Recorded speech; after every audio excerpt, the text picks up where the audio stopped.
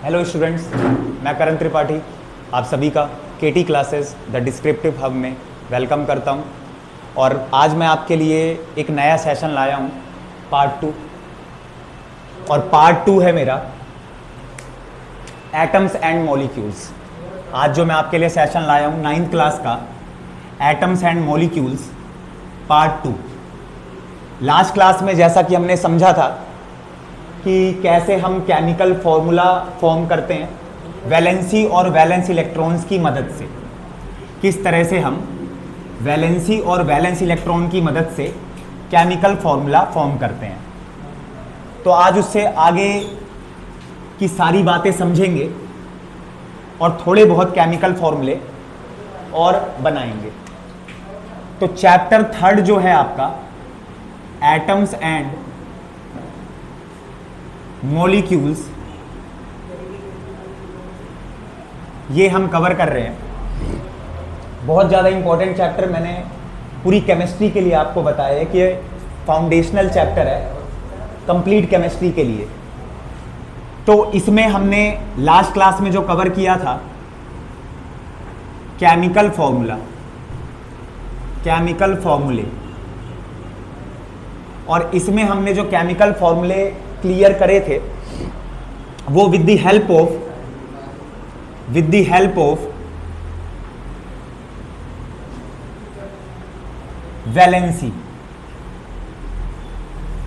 Valency क्या था, recap दे रहा हूं मैं आपको। वैलेंसी क्या समझा था हमने लास्ट क्लास में? Combining capacity of an atom, combining capacity of an atom. इसी तरह ऐसा ही एक वर्ड होता है वैलेंस इलेक्ट्रॉन, पर दोनों में जमीन आसमान का डिफरेंस है और कुछ जगहों पर हमें ये दोनों बराबर भी देखने को मिलते हैं। तो आपको ध्यान रखना है, वैलेंस इलेक्ट्रॉन मैंने आपको समझाए थे, वैलेंस इलेक्ट्रॉन की ये number of electrons present in the outermost shell, number of electrons present in the outermost shell, यानी ये इलेक्ट्रॉन्स जो भी प्रेजेंट होते हैं आउटर मोस्ट शेल में वो आपके वैलेंस इलेक्ट्रॉन है। और जो वैलेंसी है, ये वैलेंसी आपकी कंबाइनिंग कैपेसिटी है। फिर मैंने आपको बताया था कि अगर 4 से कम valence electron outermost shell में देखने को मिलते हैं तो वैलेंसी के इक्वल ही हो जाता है। यानी अगर आपका वैलेंस इलेक्ट्रॉन 1 है तो वैलेंसी भी 1 है, वैलेंस इलेक्ट्रॉन 2 तो वैलेंसी भी 2, वैलेंस इलेक्ट्रॉन 3 तो वैलेंसी भी 3, वैलेंस इलेक्ट्रॉन 5 तो वैलेंसी 3, वैलेंस इलेक्ट्रॉन 6 तो वैलेंसी 2, वैलेंस इलेक्ट्रॉन 7 तो वैलेंसी 1, वैलेंस इलेक्ट्रॉन 8 तो वैलेंसी 0। और वैलेंसी 0 किन की होती है ये भी आपके एग्जाम में पूछा गया है, 11th क्लास में भी ये चीजें आती हैं। तो जो नोबल गैसेज हैं 1 से लेकर 20 तक, यानी एटॉमिक नंबर फर्स्ट से लेकर 20th एटॉमिक नंबर तक, हाइड्रोजन से लेकर कैल्शियम तक आपको जो देखने को मिलता है, तो आपको ध्यान रखना है उसमें आपकी 3 नोबल गैसेज हैं। एक है हीलियम, दूसरी है नियोन, तीसरी है आर्गन। इनसे भी क्वेश्चन आ जाता है, तो आप ये तीनों नोबल गैसेज ध्यान रखेंगे और इन्हीं के कॉन्टेक्स्ट में पूरी केमिस्ट्री समझी जाती है। केमिस्ट्री का जो स्टेबिलिटी का कॉन्सेप्ट है, वो नोबल गैसेस के ही कॉन्टेक्स्ट में समझा जाता है। यानी कोई भी एलिमेंट स्टेबल होना चाहता है, जैसे हम लोग स्टेबल होना चाहते हैं, ऐसे ही दुनिया का हर एक एलिमेंट स्टेबिलिटी के लिए कुछ ना कुछ हार्डवर्क करता है। और ये स्टेबिलिटी के लिए जो एलिमेंट्स होते हैं आपके, कई बार डोनेट करते हैं जो मेटल्स होते हैं, और कुछ जो एलिमेंट्स आपके नॉन मेटल्स होते हैं वो गेन करते हैं, एक्सेप्ट करते हैं। क्या?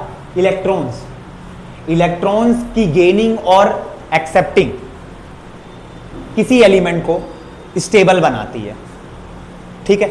और जो भी एलिमेंट इलेक्ट्रॉन को गेन कर रहा है या डोनेट कर रहा है, तो आपको ध्यान रखना है कि उसकी जो इलेक्ट्रॉनिक कॉन्फ़िगरेशन बनेगी in case of noble gases, then it will attain stable electronic configuration। जैसे अगर मैं आपसे बात करता हूं, इसकी थोड़ी सी और प्रैक्टिस करते हैं फिर आगे बढ़ते हैं। नोबल गैसेस जो मैं आपको बता रहा हूं, एक तो हीलियम है, दूसरी नियोन है और तीसरी आर्गन है।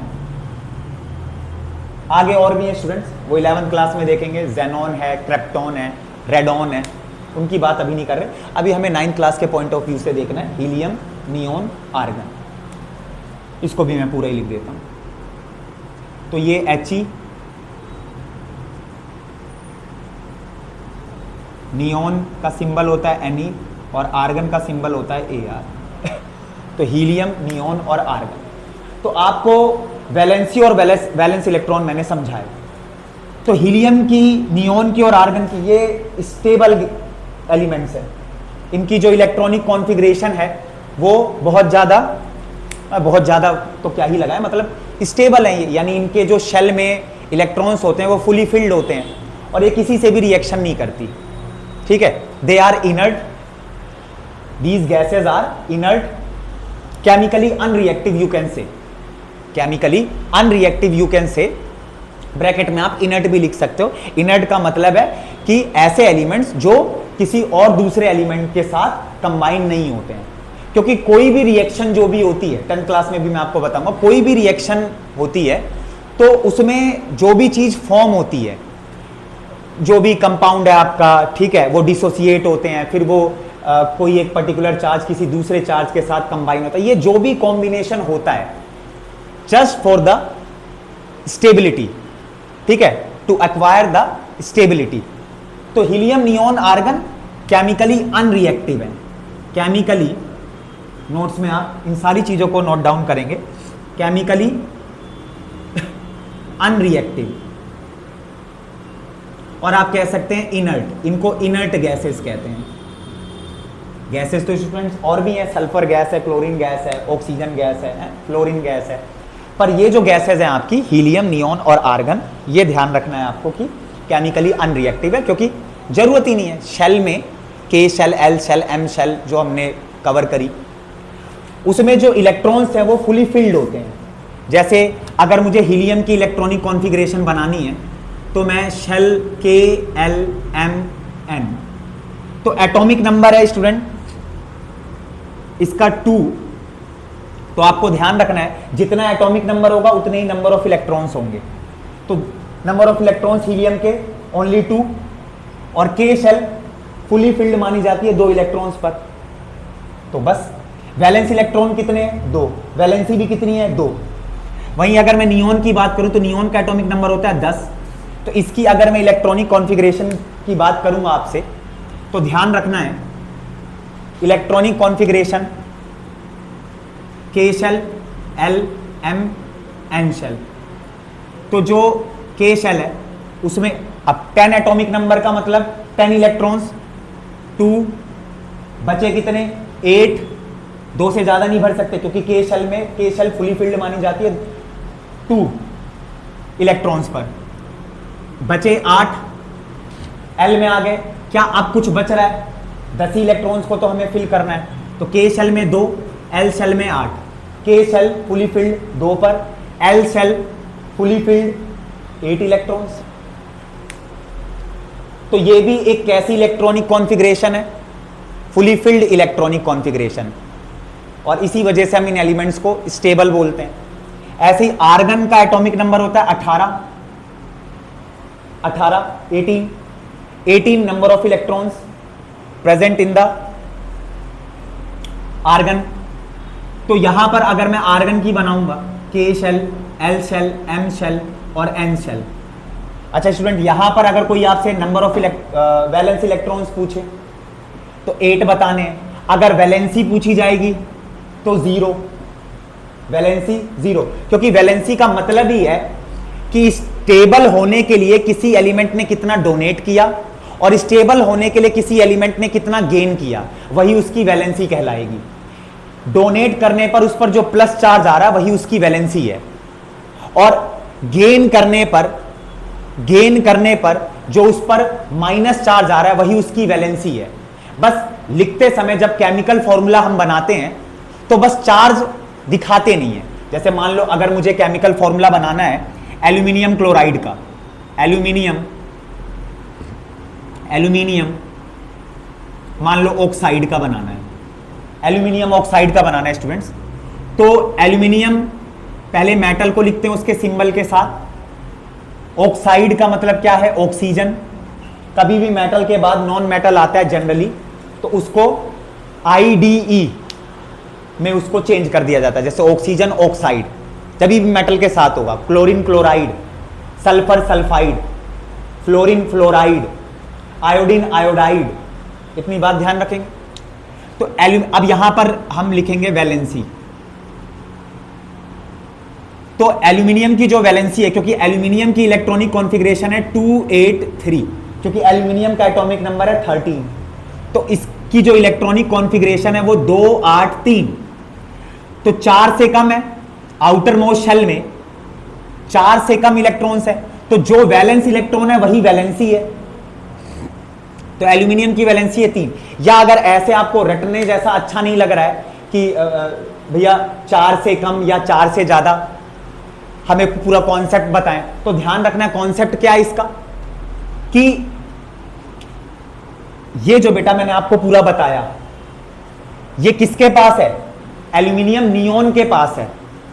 एल्यूमिनियम नाम का जो ये मेटल है, एलिमेंट है, ये नियोन, आप देख रहे हैं नियोन का एटॉमिक नंबर है 10, इसके बाद सोडियम 11, मैग्नीशियम 12 और एल्यूमिनियम 13। जो एलिमेंट जिस नोबल गैस के पास होगा वो उसी की तरह इस स्टेबल इलेक्ट्रॉनिक कॉन्फ़िगरेशन को एक्वायर करना चाहेगा। तो ये चाहेगा कि ये मैं 3 डोनेट कर दूं तो मुझे ऐसी इलेक्ट्रॉनिक कॉन्फ़िगरेशन मिल जाए, और एल्यूमिनियम पर चार्ज आ जाएगा 3+, एल्यूमिनियम पर चार्ज आ जाएगा 3+। तो यानी एल्यूमिनियम 3 इलेक्ट्रॉन्स को डोनेट करके क्या बन जाएगा? स्टेबल बन जाएगा। एल्यूमिनियम जैसे ही 3 इलेक्ट्रॉन्स को डोनेट करेगा वैसे ही स्टेबल हो जाएगा। तो एल्यूमिनियम 3+ एल्यूमिनियम से स्टेबल है, यानी एल्यूमिनियम, अगर मैं नॉर्मल एटम की बात कर रहा हूं तो Al, और अगर मैं Al3+ की बात कर रहा हूं तो Al3+ स्टेबल है और Al स्टेबल नहीं है। तो आप कह सकते हैं स्टेबिलिटी हमारा वो रीजन होता है जो वैलेंसी तक हमें पहुंचाता है, और उसी से फिर हम केमिकल फॉर्मूला भी अपना बनाते हैं। तो अगर आपको रटना नहीं है कि 4 से कम पर वैलेंसी बराबर वैलेंस इलेक्ट्रॉन, 4 से ज्यादा पर वैलेंसी बराबर वैलेंस इलेक्ट्रॉन, कभी नहीं। 4 से ज्यादा होते हैं 5, 6, 7, 8, तो 8 में से माइनस करते हैं। अच्छा नहीं लग रहा आपको, तो आपको सिंपल सा ध्यान रखना है कि अगर मैं फास्फोरस की बात करूंगा तो उसकी इलेक्ट्रॉनिक कॉन्फ़िगरेशन होगी 285। तो 4 से ज्यादा वाले 8 आर्गन की तरह बनने के लिए स्टूडेंट, मैंने क्या बोला, हर किसी को स्टेबिलिटी पसंद है, हर कोई स्टेबल होना चाहता है। तो phosphorus, sulphur, chlorine, potassium, calcium, ये 5 एलिमेंट्स आपके आर्गन जैसी इलेक्ट्रॉनिक कॉन्फ़िगरेशन को एक्वायर करना चाहते हैं, उसकी तरह दिखना चाहते हैं। तो उसके लिए जितने गेन करेंगे और जितने डोनेट करेंगे वही उनकी वैलेंसी हो जाएगी। इतनी बात आ रही है समझ में? तो ऑक्सीजन, क्योंकि ऑक्सीजन की इलेक्ट्रॉनिक कॉन्फ़िगरेशन अगर मैं बनाऊं तो ऑक्सीजन की इलेक्ट्रॉनिक कॉन्फ़िगरेशन 2, 6, 8 एटॉमिक नंबर है, 8 एटॉमिक नंबर है, तो 8 नंबर ऑफ इलेक्ट्रॉन्स है, 8 को हमें फिल करना है। 8 एटॉमिक नंबर का मतलब इलेक्ट्रॉन्स भी उतने ही। तो K शेल में 2, L शेल में 6, ठीक है, हो गए। 8 इलेक्ट्रॉन्स को हमने फिल कर लिया, K शेल में 2, L शेल में 6। तो ध्यान रखना है आपको कि इलेक्ट्रॉन्स अगर जितने ज्यादा होंगे आउटर मोस्ट शेल में, तो अगर बहुत कम है, 11th में चीज समझी जाती है। मैं आपको यह भी बता रहा हूं कि ऐसा क्यों होता है कि 4 से कम वाले डोनेट करते हैं स्टेबिलिटी के लिए, और 4 से ज्यादा वाले 5, 6, 7, 8 वाले गेन क्यों करते हैं। तो यह भी ध्यान रखना है आपको। 11th में कुछ चीजें आप पढ़ेंगे, स्क्रीनिंग इफेक्ट, पेनिट्रेशन इफेक्ट। अभी आपको इतना ध्यान रखना है कि अगर 4 से कम होगा तो जो फोर्स ऑफ अट्रैक्शन है, क्योंकि न्यूक्लियस के अंदर प्रोटॉन्स है, न्यूक्लियस कोई भी एटम है उसके सेंटर में क्या है, प्रोटॉन्स प्रेजेंट होते हैं। उतने ही जितना एटॉमिक नंबर होता है उतने ही नंबर ऑफ प्रोटॉन्स भी होते हैं। तो प्रोटॉन्स बहुत ज्यादा क्या करके रखते हैं, होल्ड करके रखते हैं। यानी 8 यहां पर प्रोटॉन्स भी हैं स्टूडेंट्स, 8 इलेक्ट्रॉन्स है तो 8 प्रोटॉन्स भी हैं। वो 8 प्रोटॉन्स पूरी तरीके से एक फोर्स ऑफ अट्रैक्शन लग रहा होता है। जैसे अगर मैं ऑक्सीजन की बात करूंगा तो ऑक्सीजन का ये न्यूक्लियस है, इसमें 8 प्रोटॉन्स हैं मान लीजिए, या मैं अगर सोडियम की बात कर रहा हूं तो 2 3 5 3 8, ठीक है। तो यहां पर प्रोटॉन्स हैं, ये न्यूक्लियस है सोडियम का मान लीजिए।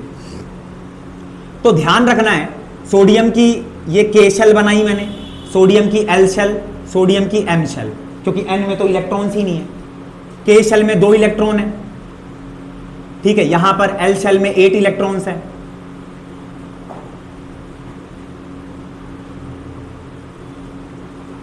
और लास्ट शेल में एम में 1 इलेक्ट्रॉन है।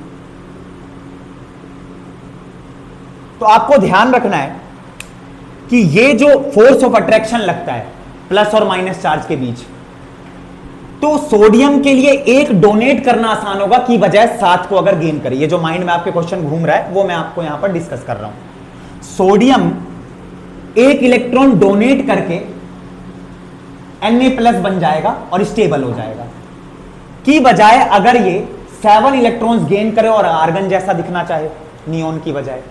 तो आपको ध्यान रखना है सोडियम किसके करीब है, या तो ये करीब वाली बात ध्यान रखिए, सोडियम किसके करीब है, नियोन के। कैल्शियम किसके करीब है, आर्गन के। तो कैल्शियम आर्गन जैसी इलेक्ट्रॉनिक कॉन्फ़िगरेशन को चाहेगा। आ रही बात समझ में। सल्फर आर्गन जैसी इलेक्ट्रॉनिक कॉन्फ़िगरेशन को चाहेगा। सल्फर की इलेक्ट्रॉनिक कॉन्फ़िगरेशन क्या होगी, 2 8 6। तो 6 इलेक्ट्रॉन्स, 2 इलेक्ट्रॉन्स उनके लिए आसान है गेन करना की बजाय 6 इलेक्ट्रॉन्स को, जो यहां पर बता रहा हूं स्टूडेंट, ये 2 इलेक्ट्रॉन मिलते ही O2- बन जाएगा। 2 इसकी वैलेंसी हो गई, 2 इसकी वैलेंसी होगी। तो ये जो O2- है ये स्टेबल है। तो आप कहेंगे कि भैया ये हीलियम जैसा क्यों नहीं बनना चाहेगा, कि अगर ये 6 को डोनेट कर दे। तो आपको ध्यान रखना है कि अगर मैं बात कर रहा हूं 6 को डोनेट करने की, तो प्रोटॉन्स और इलेक्ट्रॉन्स के बीच फोर्स ऑफ प्लस चार्ज और माइनस चार्ज के बीच फोर्स ऑफ अट्रैक्शन है। तो फोर्स ऑफ अट्रैक्शन में आपको ध्यान रखना है 1 2 और 3 लूज करना आसान होता है। 1 इलेक्ट्रॉन या 2 इलेक्ट्रॉन और ज्यादा उससे बात करें 3 इलेक्ट्रॉन, 4 का तो केस ही अलग है, वो मैं सिलिकॉन और कार्बन आपको 10th क्लास में पढ़ाऊंगा। तो 1 2 3 के केस में आपको ध्यान रखना है कि लूज करना आसान होता है। लूज करना इसलिए आसान होता है क्योंकि जो फोर्स ऑफ अट्रैक्शन है वो वहां पर क्या होता है, उतना ज्यादा नहीं होता। लेकिन आउटर मोस्ट शेल में जितने ज्यादा इलेक्ट्रॉन्स प्रेजेंट होंगे उतना फोर्स ऑफ अट्रैक्शन ज्यादा होगा और उतना लूज करना हार्ड होगा। तो यह बात आपको ध्यान रखनी है। 1 लूज करना बहुत आसान है 3 लूज करने की बजाय। बात आ रही समझ में।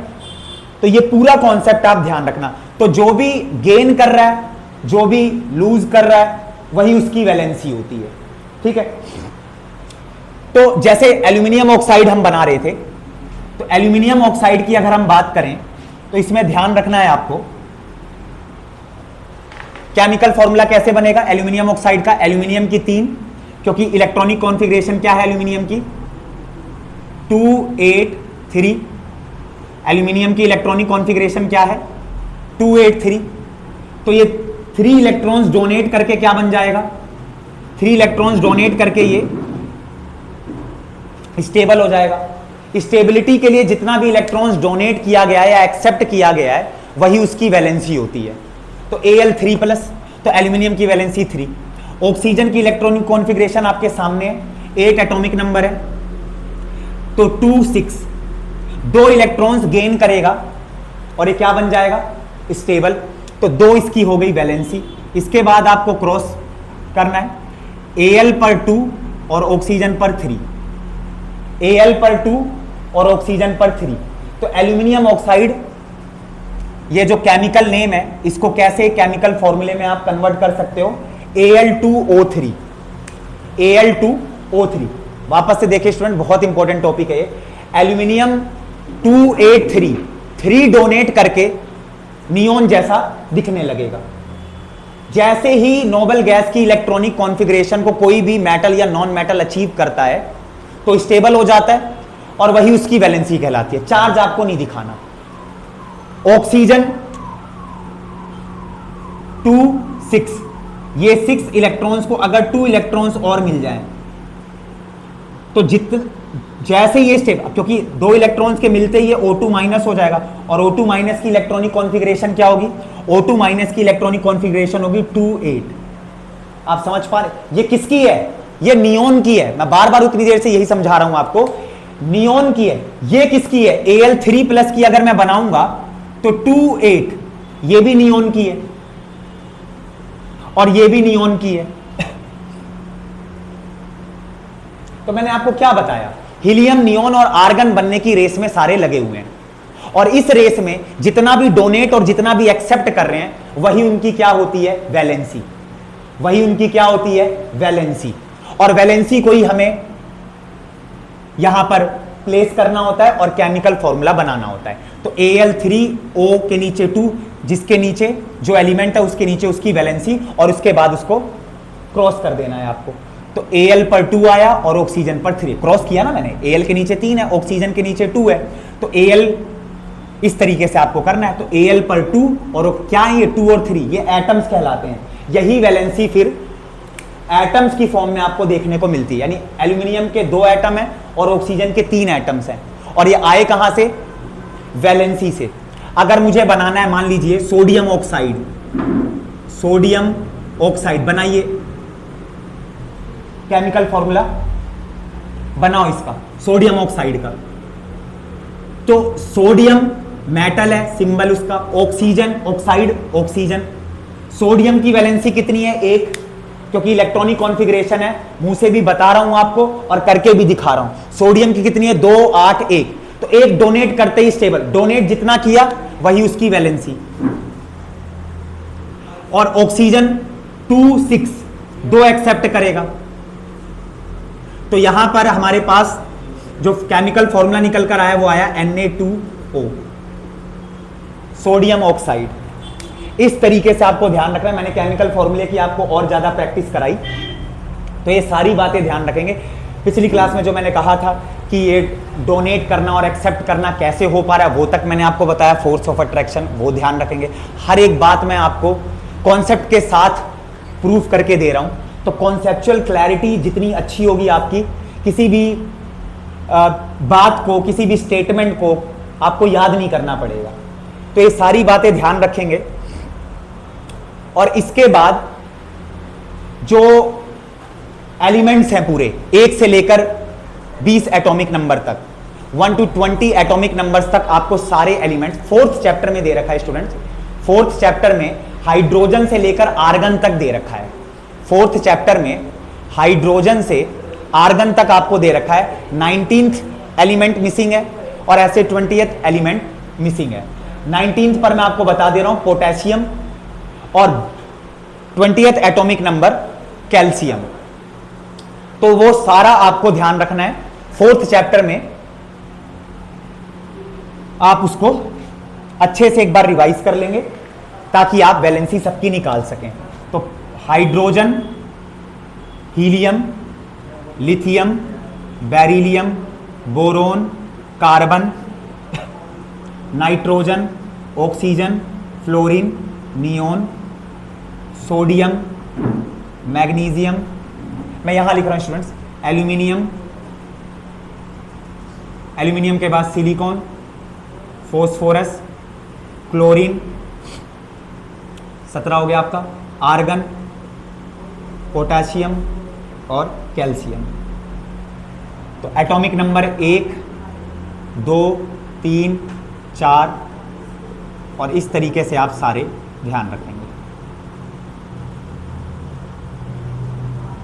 ये सारे आपको ध्यान रखने हैं।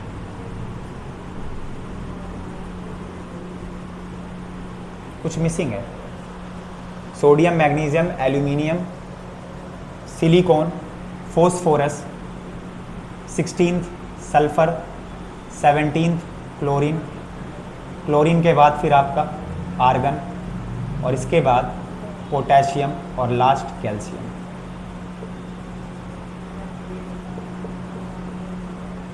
ये इस तरीके से आपको टेबल ध्यान रखनी है। एक एटॉमिक नंबर, एक इलेक्ट्रॉन, दो एटॉमिक नंबर, दो इलेक्ट्रॉन्स, तीन इलेक्ट्रॉन्स। इन इलेक्ट्रॉन्स को हम शेल में फिल करते हैं और वहां से वैलेंस इलेक्ट्रॉन का पता करते हैं और वैलेंसी जानते हैं।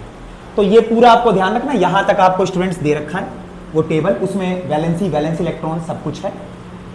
याद नहीं करना है, अगेन मैंने जैसे बताया आपको निकालना आना चाहिए। कई बार आप प्रैक्टिस कर लोगे तो अपने आप ही आपको लर्न हो जाएगा। 19th पर ध्यान रखना पोटेशियम और 20th एटॉमिक नंबर कैल्शियम का। इसकी इलेक्ट्रॉनिक कॉन्फ़िगरेशन अगर कोई कहेगा तो 2881, क्योंकि 19 एटॉमिक नंबर है, 19 एटॉमिक नंबर है, यानी 19 इलेक्ट्रॉन्स। 2 8, मैंने क्या बताया था, एम शेल में अगर 2n² के फॉर्मूले से जाएंगे तो जो KLM एम शेल है, थर्ड शेल है, तो 2 × 3 का स्क्वायर 18 आ जाएगा। पर 18 आप भरने मत चले जाना, कोई भी के शेल के बाद की जो बाहर वाली शेल है तो एल की तरह एम भी मैक्सिमम 80 इलेक्ट्रॉन्स एकोमोडेट करेगी।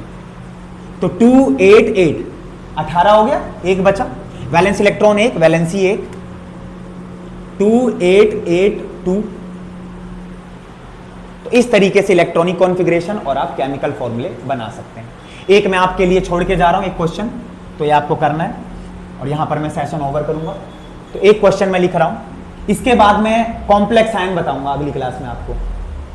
कॉम्प्लेक्स आयन जैसे सल्फेट आयन, कार्बोनेट आयन है, हाइड्रोक्साइड आयन, फोस्फेट आयन, ये कॉम्प्लेक्स आयन होते हैं, मतलब दो नॉन मेटल से बनते हैं, दो नॉन मेटल से बनते हैं। जैसे sulphate ion SO4 2-, phosphate ion PO4 3-, तो वो आपके नॉन मेटल्स के कॉम्बिनेशन से बनते हैं। कॉम्प्लेक्स आयन बहुत ज्यादा यूज है 9th में भी और 10th में भी, क्योंकि कॉम्प्लेक्स आयन पर भी क्वेश्चन आता है, आपको फाइनल एग्जाम में देखने को मिलेगा।